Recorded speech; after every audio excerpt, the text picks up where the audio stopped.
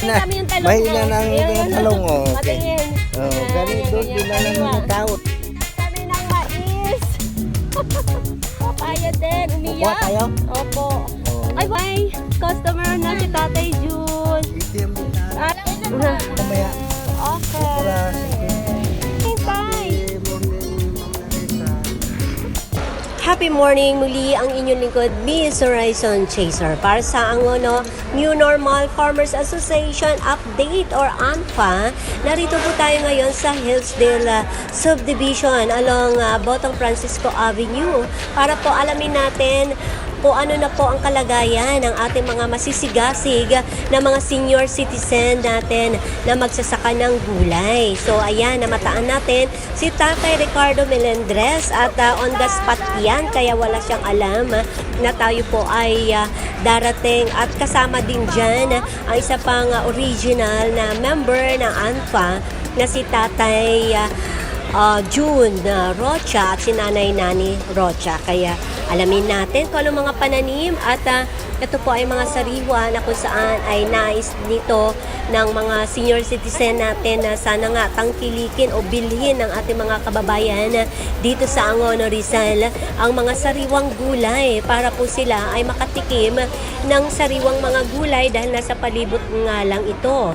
At ito ay abot kayang halaga at nariyan lamang sila yung mga pang-araw-araw na gulay na maaari nating magamit sa ating kusina lalo na sa mga misis. Alright, so tingnan natin at tayo nakipag chikahan sa ating mga senior citizen at alamin natin yung mga gulay na pupwede nang mabenta or ma-harvest at maaari po kayong experience mismo dyan sa kanilang lupa na sinasaka na hindi po kanila. Alright, so yun nga lang nakakalungkot dahil ang mga lupa ay ang iba ay may binili na ng mga ibang may-ari. Kaya lumiliit na po ang sinasaka ng ating Angono New Normal Farmers Association members. Alright, so nananawagan din sila sa ating pamahalaan na huwag sana na magsawa sa pagbibigay ng tulong habang patuloy sila na lumalago o yung kanilang kaalaman sa pagsasaka sa tulong ng ating mga pamahalaan ng ating gobyerno like Department of Science, Technology at mga private sector, ang Ateneo de La Salle, Manila at siyempre yung LGU ng Angono, ang ating agriculture sa pangunguna na Dr. Joel Toplano, yung ating agribit na napakasipag din at siyempre yung sa mag-ama na ating Mayora na si Mayor Jeremy Calderon at si Mayor Vice Jerry Calderon ay patuloy pa rin na sumusuporta dito sa ating mga magsasaka dito sa ating bansa or sa Angono Rizal. Ayan, so patuloy lamang na suportahan at subaybayan natin ang ating mga maliliit na mga magsasaka sa Angono Rizal. Alright, so narito si Tatay Ricardo Melendres at isusunod si Tatay June at si Nanay Rocha. Yun lang, madalang na nagtatanim. Oh, sa anong tanim mo ngayon? Ito, talong. Talong. Tsaka, ito na, ampalaya. Hindi, kung yan. Ay, ano to? Yung Ano to? patola. Patola. Patola. Sorry. Tagal nga, tapos may ano to, may kangkot. Ayan, may ano ka, papaya soon. Papaya. Ano pa? Ayun, kangkong doon. Tsaka may langka ka soon. Tapos wala na. Ayan o, langka. May langka, pero nakuha ng dalawa. Ay, talagang namunga siya. Eh, ang liit pa lang yan namumunga siya. Tanglad. Oo, may tanglad. Ano pa?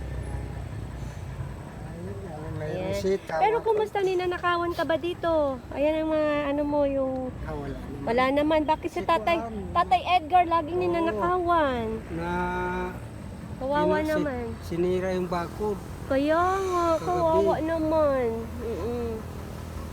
Ayan tay, so ano pang kahilingan natin? May kahilingan ka ba? Pero ako na nagdiktay. Salamat sa Diyos at saka Ayan. kay Ma'am Narisa nga dumalaw sa Na-miss mo ako. Oo naman. Tay, ilang taong ka na, tay? 76. Oh, diba, 76. Parang pumayat ka Sa ngayon. July, Hmm. 77 na. Ay, 77 na. So, July. nag-meet tayo noon, 73 ka lang. Oh. Di ba po? 73 years old ka lang noon. Kain ka ng kain. Batang payat ko na. Ay, kain na kain. Ka- Gabi. Dapat kumain ka. Kainin mo lahat ng gabi, gulay. Nagkakape din ako ng gabi. Tay, hindi mo kinakain ng gulay mo siguro, no? Ah, masarap na nga kain ng gulay. Eh.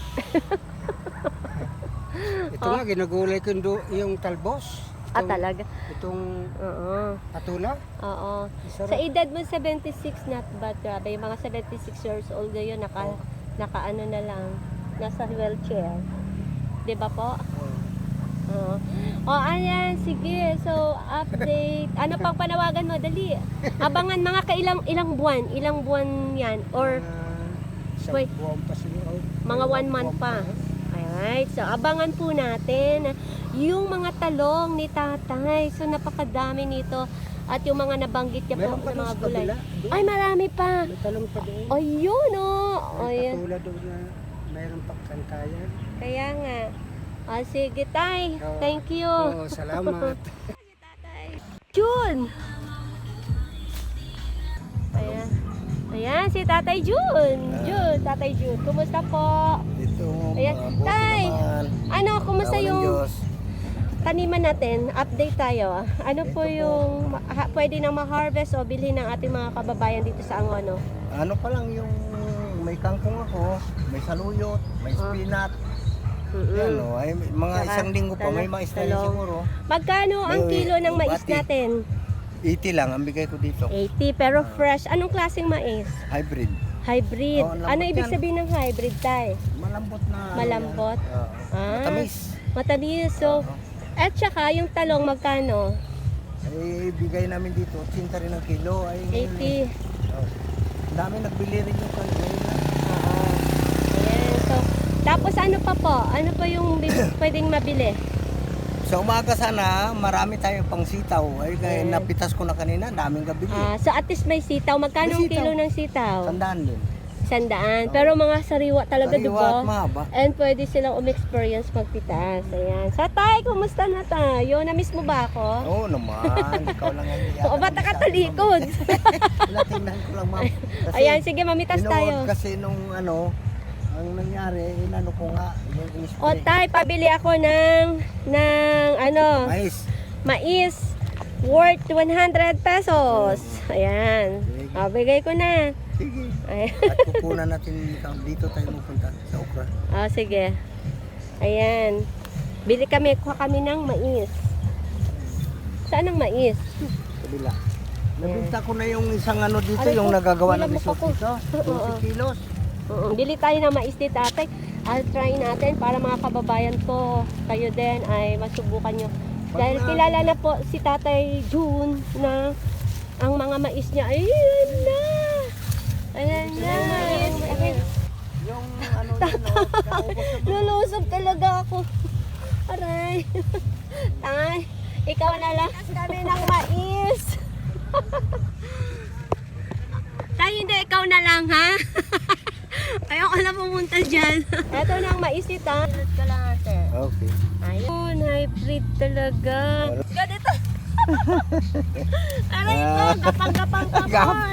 Gagapang ka na, ma'am. Ang saya. Bati naman. Dito ka magkuha, oh. Oo. Oo, Chinese kangkong yun. Ako Ayan. lang naman ang... Ganyan. Masarap. Ito na kami ni tatay. Aray ko. Dalawa Grabe, naman na spinach tayo. saka kangkong. Ayan, so magkano Dalawang lahat? Magkano lahat to? Oh, bahala ka na dito, So ma'am. basta 20 Ah. pesos ang Dito. tali. Sariwang-sariwa. Ayan. O, diba? So, dito lang yan sa Anfa, sa Hills. Aray ko, opo. Talong. Ay, ano lang Na, kami yung talong mo. mahina ng Ayan, talong, oh, okay. Patingin. Oh, Ayan, ganun yan, doon, ganyan, din na sariwa. naman ng tao. Ako pag sobrang nakaganon ako, Oo. talong slip o ano, ay naku. Grabe tagaktak Gusto ko yung ganito pawis lang. ko dito ah. Ganyan, sa sunod naman, Yan. sa Oo talong. tay, tama na. Kasi, Ayan, so ang ating update sa Angono New Normal Farmers Association at nag-enjoy tayo sa pagsunod sa kay Tatay June kung gaano nga naman ito kahirap ang pagsasaka, kaakibat yan yung kanilang physical na lakas, ano po. At syempre, kinakailangan din po dito ng matibay na mga kalusugan. Kaya naman po ay malaking tulong talaga ang ating magsasaka dito sa ating bansa. Napansin din ng inyong lingkod na may mga namimili na kung saan ay binabarat si Tatay June. Pero syempre siguro dahil sa kagustuhan nga daw na makatipid din sila sa hirap nga naman ng buhay, na makabili rin naman ng sariwang gulay. Kaya sana lagi may solusyon ang ating pamahalaan hinggil dito sa ating agrikultura dito sa Angono, Rizal. Ayan, ang inyong lingkod muli, Miss Horizon Chaser dito sa Angono, Rizal. Happy morning!